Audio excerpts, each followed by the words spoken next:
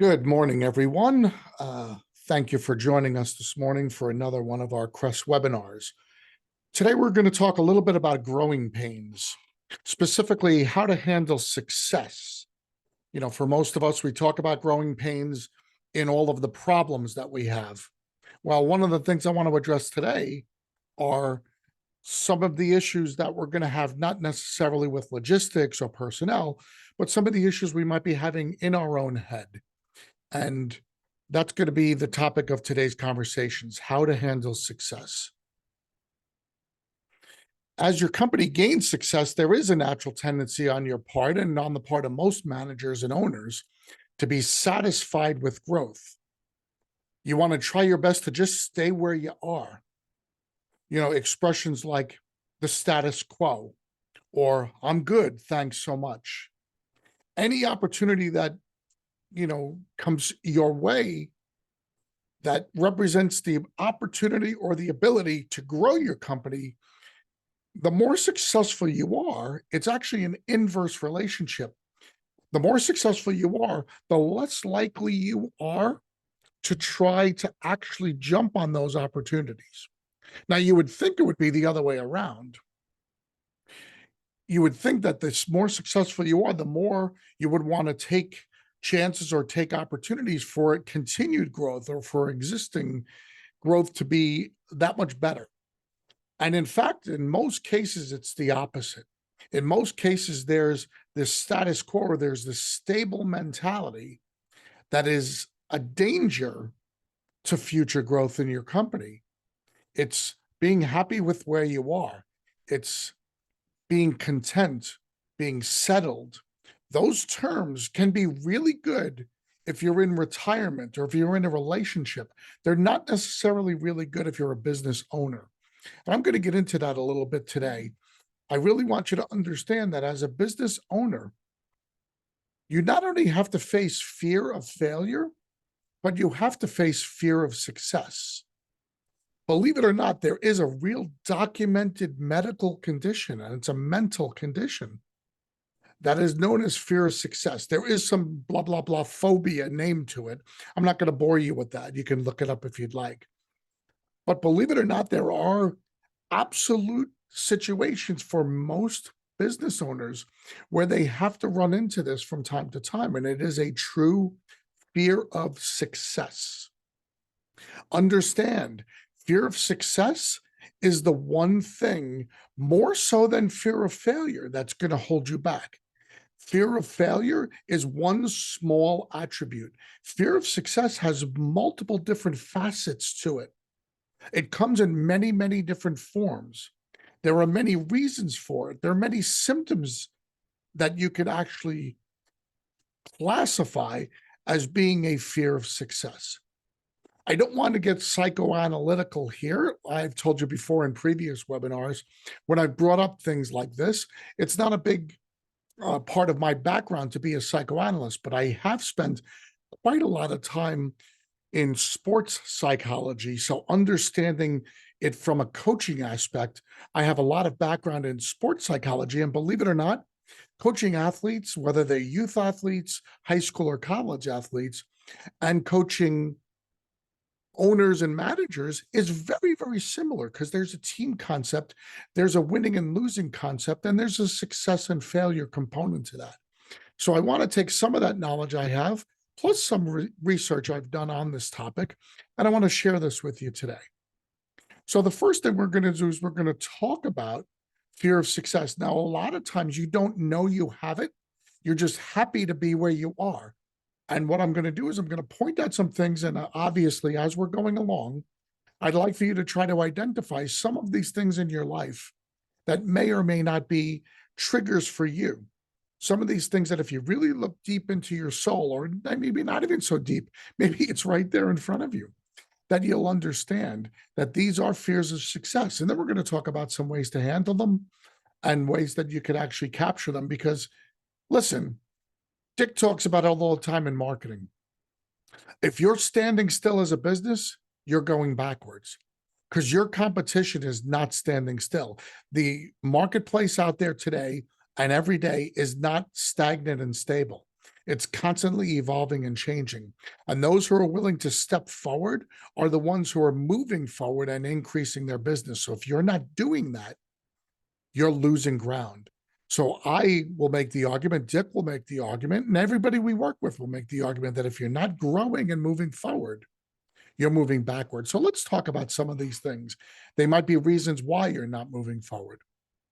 First thing we want to talk about are the top 10 reasons that owners have a fear of success. Number one, fear of losing yourself. We all feel like we have an identity. We all feel like we are who we are. Many times we equate our company with our own personal identity. You know, in many ways, that's really sad. I used to see it all the time when I was coaching youth sports, that the parents would identify their own success or their own pride in their family with the success of their child. You know, they talk about living vicariously through your child.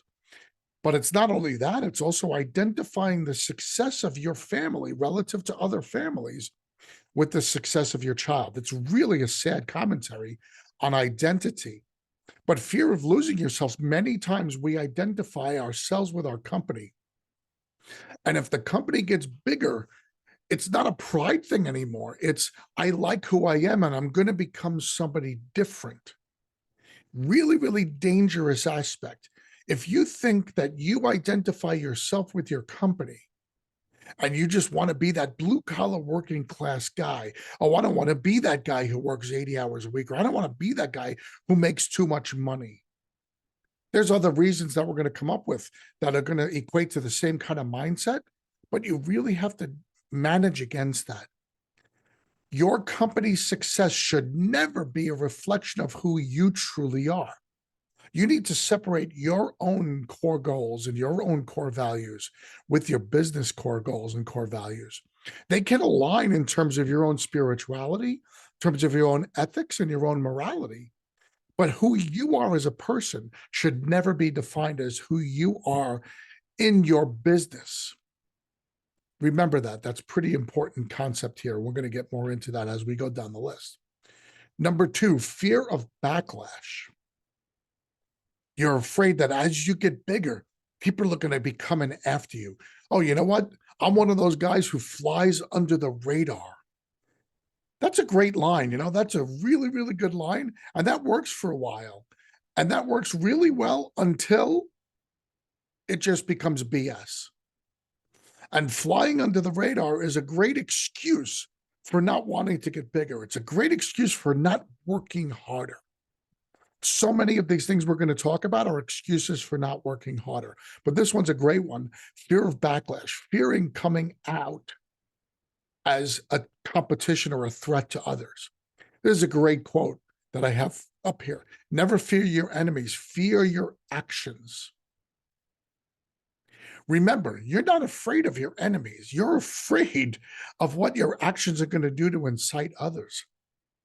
Don't be afraid of your enemies. If you're doing what you're doing, your enemies are going to have to either adjust or get the hell out of the way. Nothing they can do to you if you're doing everything right and ethical and moral, and you're operating a great business, nothing they can do can take that away from you. Yes, they can attack you. Yes, they can try to market against you. But if you're doing everything proper, you know, Dick and I have incredible success stories of people who have had their enemies take pot shots against them in the business, and they've survived all of those and they've come out stronger on the back end. Understand that it's all about long term. This isn't a short term game. This isn't, well, somebody's going to come get me today and I'm going to lose a plumber. That's an excuse for not doing it. Just remember, that's a fear of success. Oh, I don't want to get bigger because others are going to come after me. Oh, guess what? If brand new guys come into your business, they're going to come after you anyway, because at $1 million or at $2 million, you're what they want to be. So they're going to come after you anyway. So standing still doesn't avoid that. Fear of not being good enough. This actually has a name, one of those blah, blah, blah phobias. It's called atelophobia. I'm never going to use that word again, but I'm glad I used it today. Fear of not being good enough. There is a real medical fear for most people. And it's not just for business owners. This applies to everybody. This is that person who's a really good tennis player, but doesn't want to enter a tournament, or somebody who's really good at spelling, but doesn't want to enter a spelling bee. Or maybe it's somebody who has great ideas and wants to volunteer their time, but doesn't want to run for a school board or doesn't want to run for a city or a town council because you're just afraid that your imperfections are going to shine out. You feel like if you're not perfect, you're not good enough. That's a true fear. And it's not, like I said, confined to just business owners. But remember, imperfection is one of the biggest drawbacks to being truly successful in anything we do. If we think we have to be perfect, we're never going to take that next step. We're never going to ask that girl or that guy out for a date or a dance. We're never going to change and say, you know what? I want to start offering some mitigation services to my reconstruction company or vice versa. Or I might start wanting to do asbestos work. We're never going to take those shots because if we can't be perfect, we're going to say, listen, if I can't do it perfect, I'm not going to do it at all. Guys, in life, that really is damaging to us if we view everything in our lives as having to be perfect before we start doing it. We're never going to get there. I use the analogy all the time. Somebody who is wrong 70% of the time and who fails 70% of the time in baseball goes to the Hall of Fame. They're one of the 500 best players of all time, and there have been tens of thousands of players. And they fail 7 out of 10 times. If they waited for perfection, they would never even get up to bat once. So let's remove that goal and that lofty thing out there as being something that's going to hold us back. Something that's a hand partner to fear of not being good enough is fear of criticism. We don't want to be out there, and we don't want people to be able to take shots at us. We don't want to put ourselves out there. You know, it's similar to backlash. Backlash is usually somebody who's going to come after us. Criticism is somebody who's going to stand on the sidelines and point fingers at us and either laugh at us, knock us down. Read this quote up here. The fear of criticism is at the bottom of the destruction of most ideas, which never reach the planning and action stage. Right? We all know the lifespan of an idea is it starts as an idea in your head. You write it down, then it becomes a plan. Once it becomes a plan, actually it becomes a goal. Once your goal is stepped out, it becomes a plan. And then finally, once that plan goes into action, it becomes reality. So it goes from idea to goal to plan to action. So once you have your idea and it's a goal, you're afraid people are going to knock you. And that is the bottom of the destruction of most ideas, which never reach planning and action. So that's a handcuff. Remember, we have to have ideas, we have to have goals and plans, and we have to take action in order to grow. We can't even just say, I'll do more of the same, because more of the same involves ideas, planning, and action. If we do nothing, we're going to stay exactly where we are. But like Dick and I always say, it's going to be worse. We're going to go backwards. So we have to always be doing those ideas, those goals, those plans, and those actions. So let's eliminate fear of criticism. We're always going to get knocked. You know who knocks people more than anybody? People who never take the chance, people who never put themselves out there. They're the ones more than anybody else in our lives who are going to be the first ones to criticize us. Let them criticize all they want. We know who we are. We know what we're trying to do.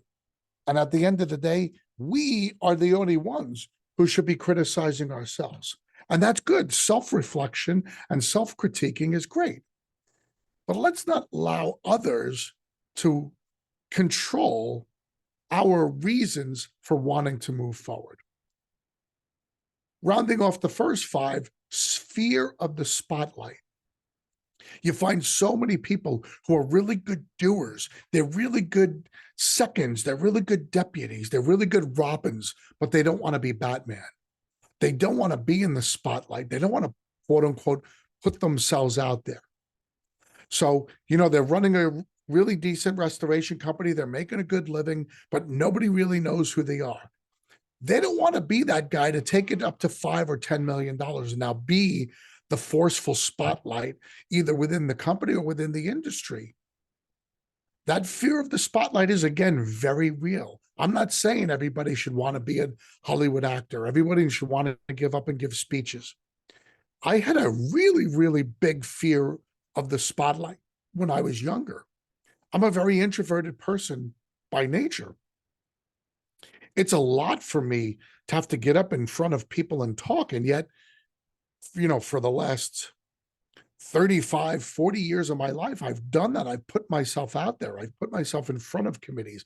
I've been teaching and training and coaching since I was in my early 20s. And you know what? I could point to the exact time when this happened.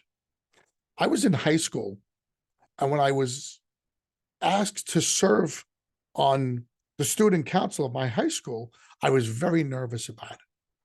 And I had a teacher I really looked up to and respected, and he sat me down and he talked about all the great things that I could do for the school and all the great things that I could do for myself and how this was going to help me moving forward in my life if I would just take the step.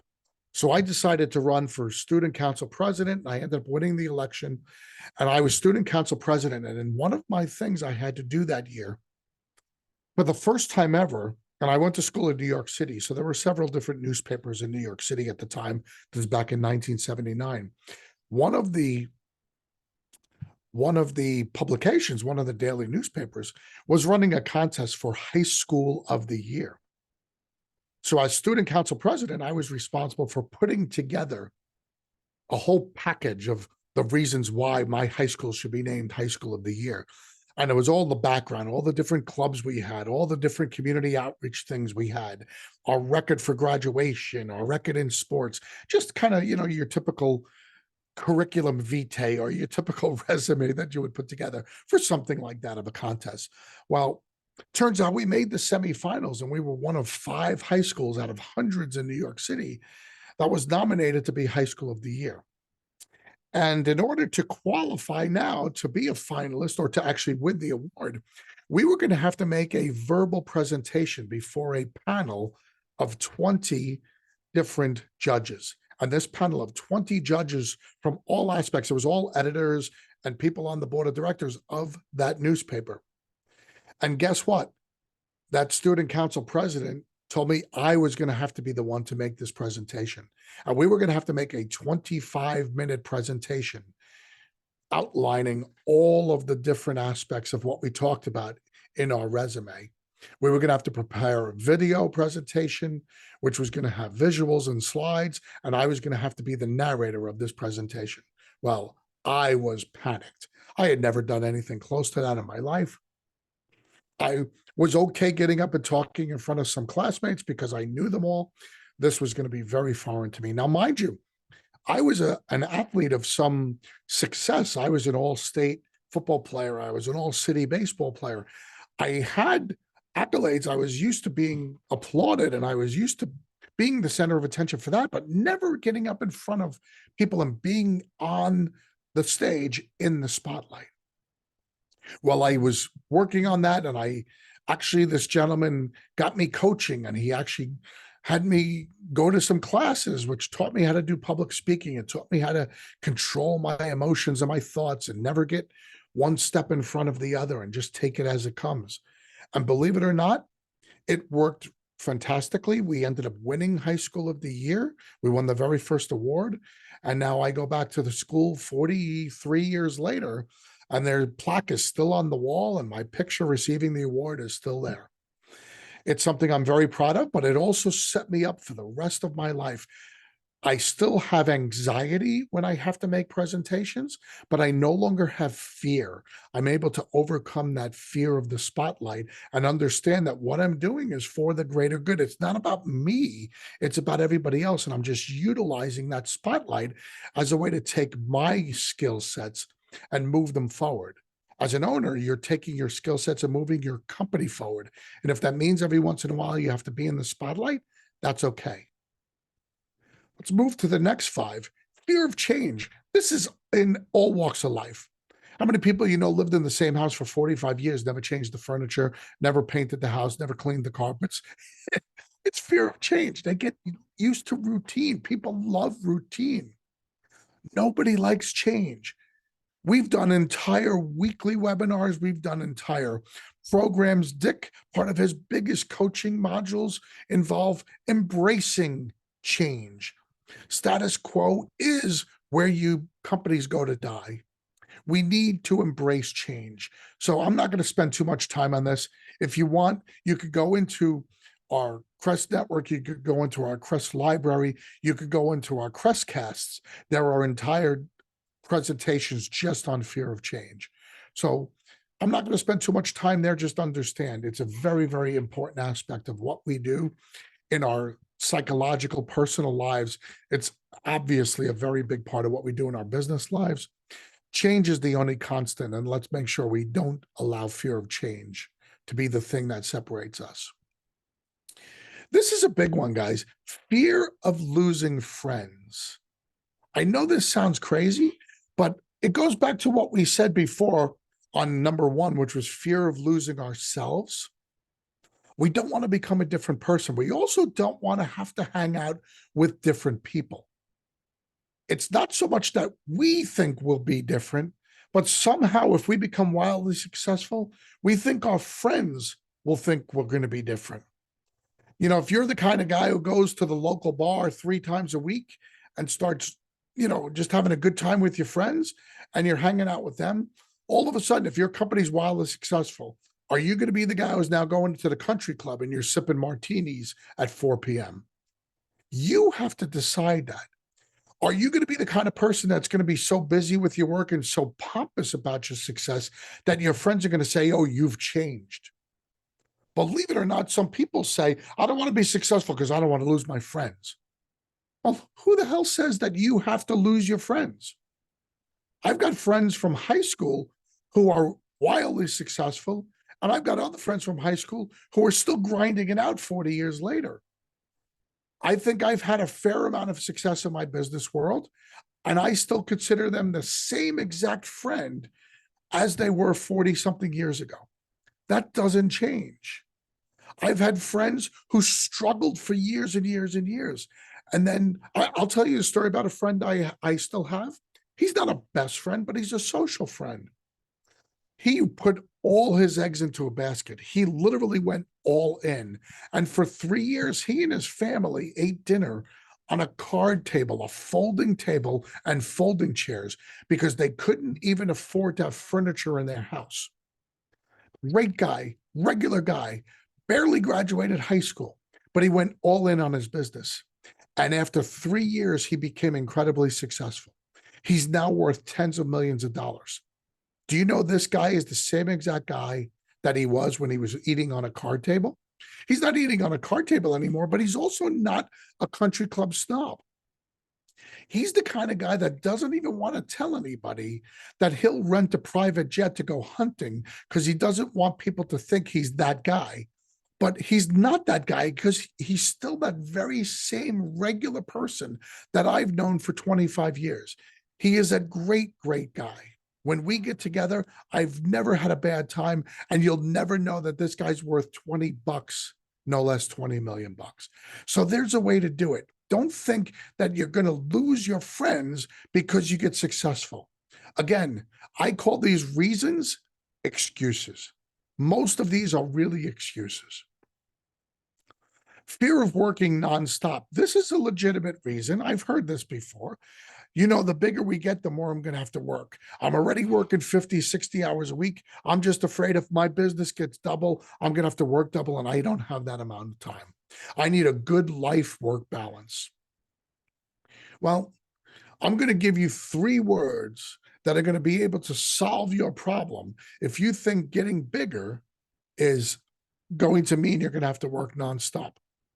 The CREST network.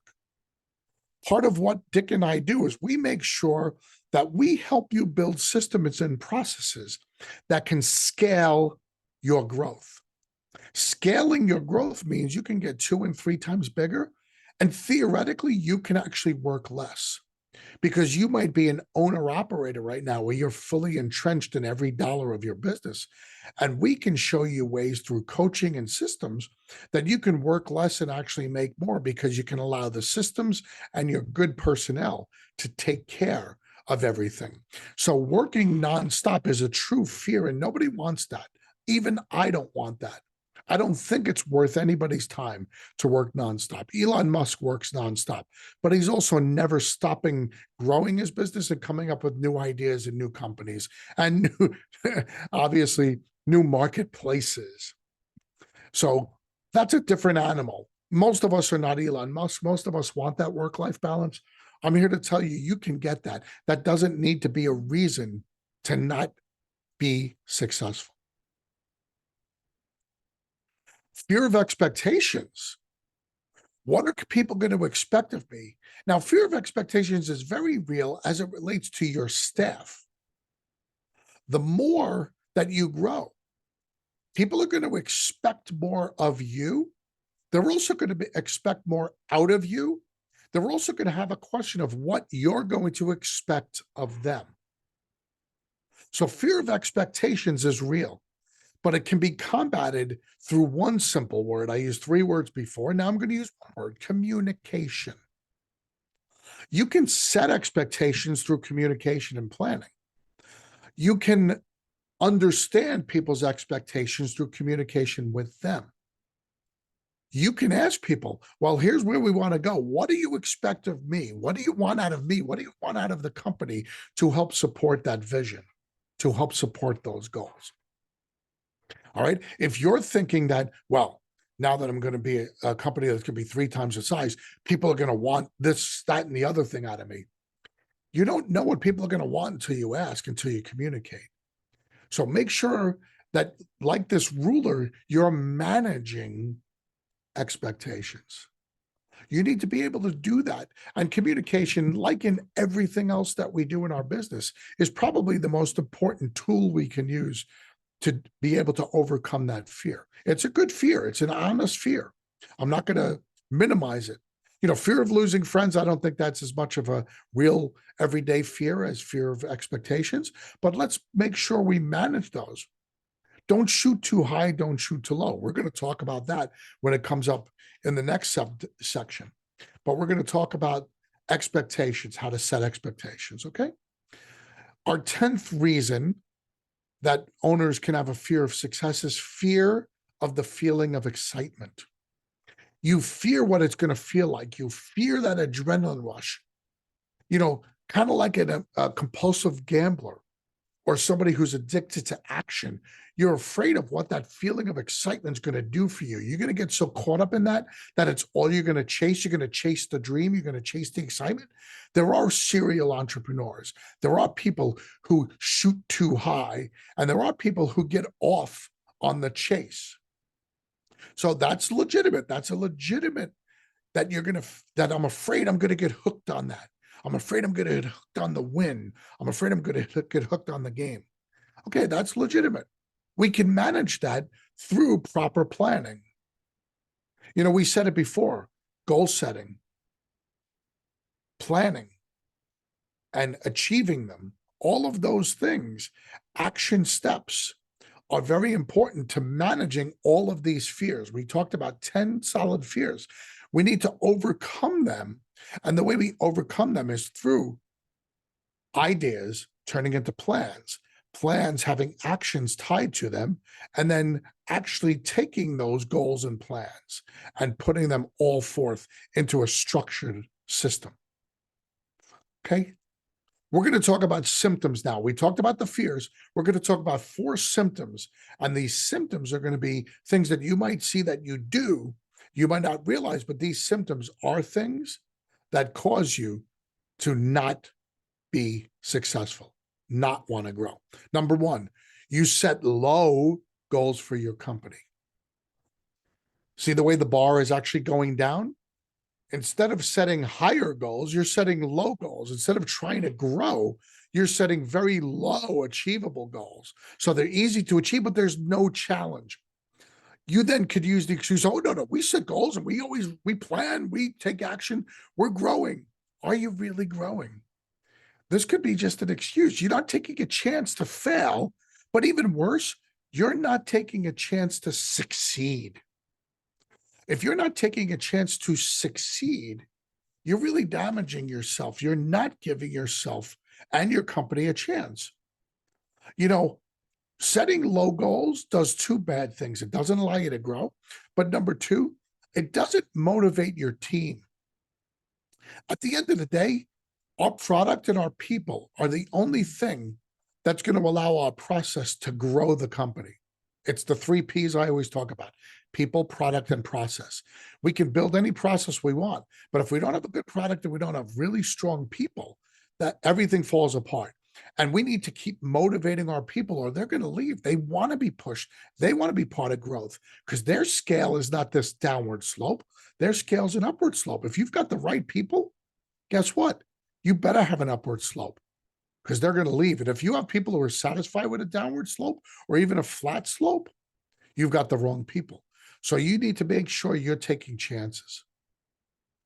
The next thing, which is just the opposite, is you're a perfectionist. You're setting your goals too high, so you have no chance of ever achieving them. When you do that, you've got built-in excuses. And this is different from a fear. You're a perfectionist, so you're constantly setting really high goals. And then when you don't achieve them, you've got the built-in excuse. There's no accountability. This isn't a fear thing. This is a ego thing. Oh, you know what? I'm a $3 million company, but I'm going to be a $10 million company next year. Guys, that's unrealistic. We can't be a $10 million company for a $3 million company this year unless we have a catastrophic event that happens in our backyard and we get really, really lucky. Let's set reasonable goals, right? The mix between 1 and 2 is really simple. Set reasonable, attainable goals, shoot high, but don't set something that can never be achieved. Have a plan and a process in place that explains how we can get there through hard work, through motivation, through communication. That's really, really simple. But these are 2 of the 4 symptoms that really handcuff a company. A third one, quitting. I call this 90-day Joe. You can't achieve success because you don't give it a chance. So you always stay in the safe zone. You make great plans. You spend a lot of time with your ideas and your plans, and you even spend time with implementation, but you don't give them a chance. So you're a quitter. You're a 90-day Joe. Dick will tell you there's no way a marketing plan can ever take root in 90 days. It takes Dick 90 days just to implement the ideas before it could actually be put out into the field. And then it takes another 90 days before it even takes root. You're not going to be able to start seeing success for 6 months minimum. When I talk about turning a company around, remember, a company is like a ship or it's like a vehicle on the road. You can't stop and just go in a different direction. You got to slow it down. You have to change the pattern, change the course. Those take time. If you're 90-day Joe, you're a quitter. That doesn't allow you to grow because you can't give anything a chance. You're not afraid of anything. This is just who you are. See the difference between my 10 fears and these 4 symptoms? These 4 symptoms are things we do not out of fear, but because of who we are, that will never allow us to succeed. Here's number 4. We self-sabotage ourselves. We practice destructive behavior. Things like alcoholism, we take drugs, we self-sabotage ourselves. We do things to ourselves personally or as a business to keep us from ever being able to be successful. We purposely fail to remove any of those. So by purposely failing, we're removing our chance to be successful. Does that make sense? We are purposely destructive. We are purposely removing our chances. Every time we have a chance, we're going to do something to blow it up. If things are going well, we're going to fire a key employee. If we think we have a really good relationship with a plumber, we're going to start a fight with them. We don't even know why we're doing that, but it's a thing that we're doing to keep ourselves from being successful. These 4 symptoms, you have to really look again. I know we talked about the fears, and those are some things that we can manage. These symptoms are things that we might not be able to manage so quickly because these might be things that are much more deep rooted within us. You have to say to yourself, do I really set low goals or am I being realistic? Am I a perfectionist? Am I a quitter? Or am I somebody who's self sabotaging? Am I coming up with reasons and excuses for failure? Study this, really look at this, guys. These are deep. These aren't simple, but these are things that I've used in my coaching. When I say to a kid on a field, what's your goal by the end of the year? And if a kid says, well, I just want to be able to hit a little better, that's a number one. If a kid says, oh, I want to be able to make the high school team and it's fifth grade, that's a number two. If a kid says, well, you know what? I'm never going to get good. So I'm just going to show up for a week and then I'm going to tell my parents I'm going to get out of here. That's a number three. And the kid who every time a ball goes through his legs, throws his glove down and purposely throws the ball over the fence, that's a number four. We have that ability from fourth grade till we're 40 and 50 years old to do any of these. We have to identify which one is us. All right. We've talked about the conditions. We've talked about the reasons. We've talked about the symptoms. Now let's talk about the solutions. Let's talk about 6 ways that we can properly and effectively handle our company's growth. These are 6 things that were in Forbes magazine back in 2020. They still apply today. Anybody who reads Forbes magazine understands that Forbes magazine is really written for the small business owner. As much as they have rankings for the top 400 or the richest people in the world, that's just to get clickbait. That's just to sell subscriptions. A lot of what they offer is really good for people who run $2 million businesses as well as $200 million businesses. So let's talk about 6 ways to effectively handle your company's growth. First thing, set growth objectives. We talked about those damaging things of either being somebody who sets goals too low or somebody who sets goals too high, that perfectionist model. If we properly set our objectives, we're already putting our goal and our target out there. That eliminates a lot of fears. We can't fear that goal if we've planned it out. So properly setting the growth objective should be always number one for us. I always tell you when you get to the end of a year, the first thing you should be doing is planning for next year. And yes, restoration companies can do budgets and can make plans because you can look at trends. You could look at the effectiveness of your marketers and your sales staff. You could look at your production models. Those are things you can use. And then you could start planning on growth by saying, what are the things I want to do moving forward that are going to enable me to do more of this? That's called growth objectives. We can plan them out. It's very, very simple if you're not afraid. Second thing we can do is tighten our hiring practices. When we're small and we're an owner operator and we need people to help us out, we'll take any Tom, Dick, and Harry. What did I say before? We want to go from owner operator to owner manager. We want to make sure that our process and our people take over the growth of the company and manage that growth and manage that stability. We don't want to work harder and longer. So we can overcome that by tightening our hiring practices. This is something Forbes talks about where they say you want to be able to hire good people because good people manage your growth better than you ever will. Good people are not afraid of growth. They're coming to you because they want growth. You are the one who took your company from 0 to $1 million. So to you, million's incredible. You start hiring people at that million, there's a good chance that they think 5 million is a normal size company. So they have no fear of that new model now that's going to go from 1 to 5. So it's really important. Make sure you're tightening your hiring practices and you're bringing on really good people. You want good skill sets. You want people who share your vision, and you want people who are really good implementers of your ideas. That's something that goes, especially these days in our industry, because of how difficult it is to hire. That's something that goes under the radar a lot, but it's really important as a growth model to understand. That's a very, very key aspect. Number three solution is to stick to a budget. This might seem really, really logical, but I can't tell you how many times guys will throw money at a problem. And most times, solving the problem doesn't involve throwing money at it. Sometimes it involves looking at that in an honest vision, through an honest set of eyes, or through a different lens, and trying to come up with a solution that changes the process rather than changes the amount of money we spend on it. Right?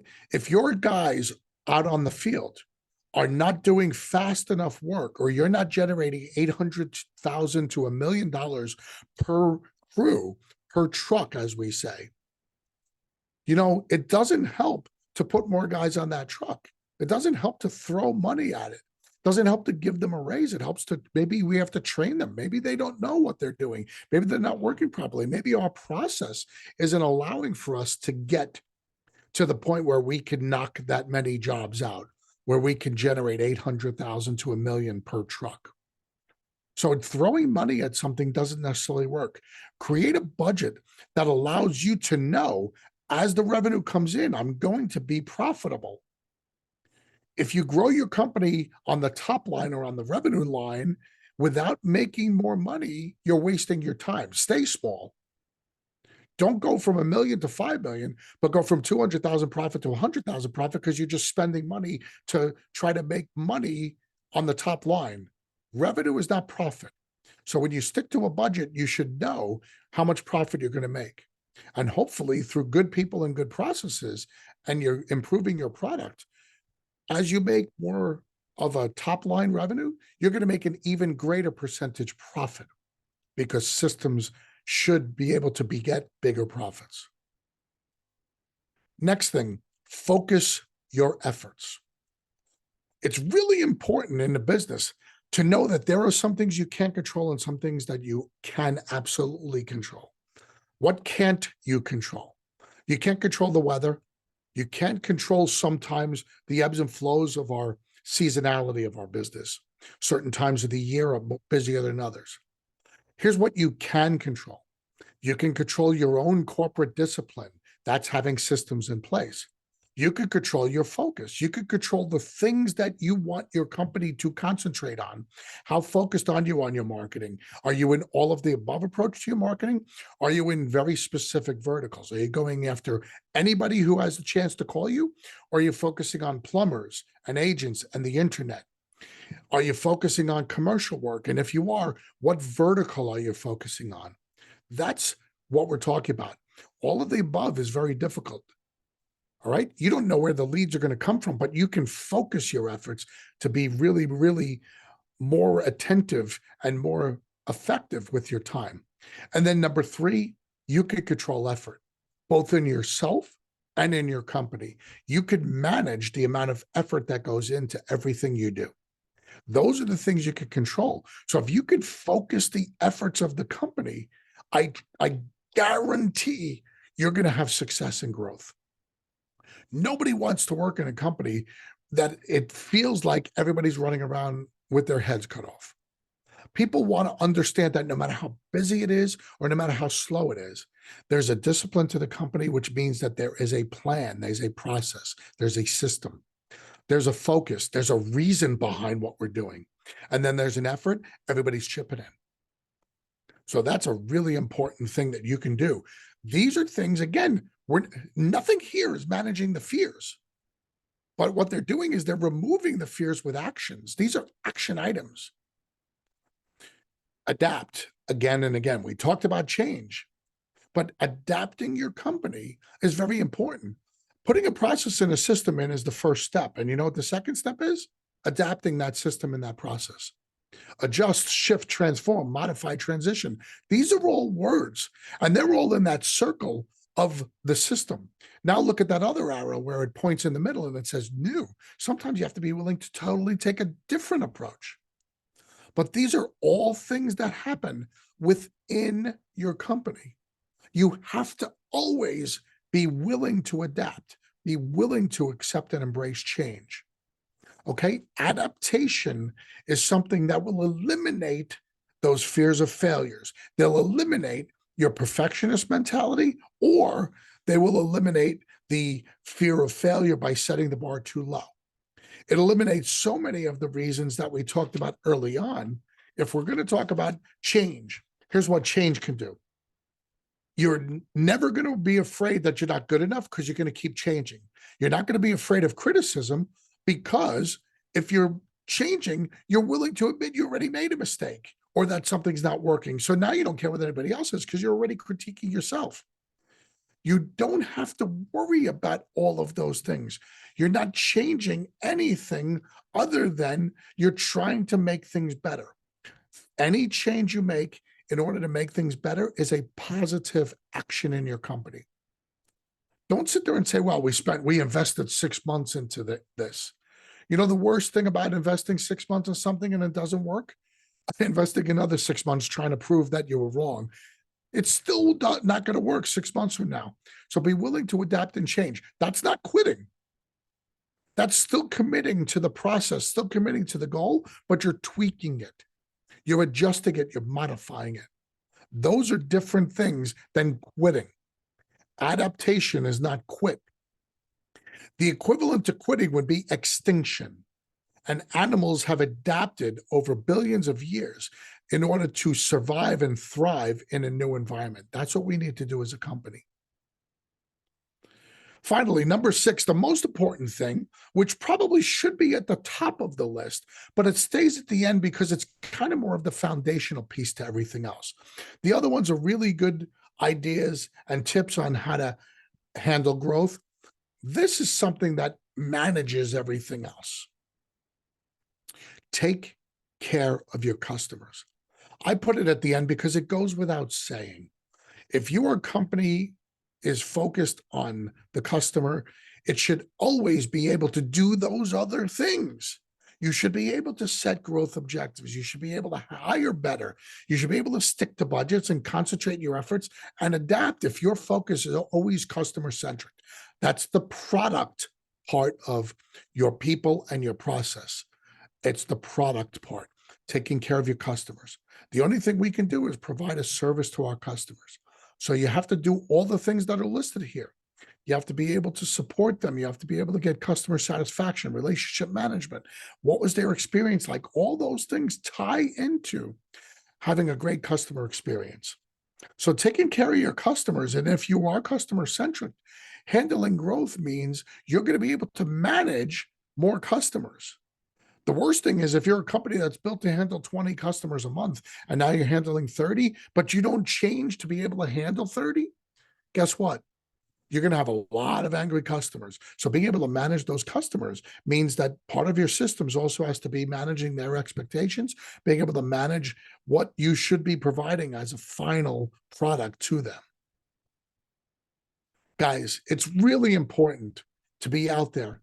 Embrace success. Growing companies is the most important thing we can do as entrepreneurs. Remember, if your company is the same year after year after year, you really own a job. You don't own a business. Yeah, it's nice to not be bossed around.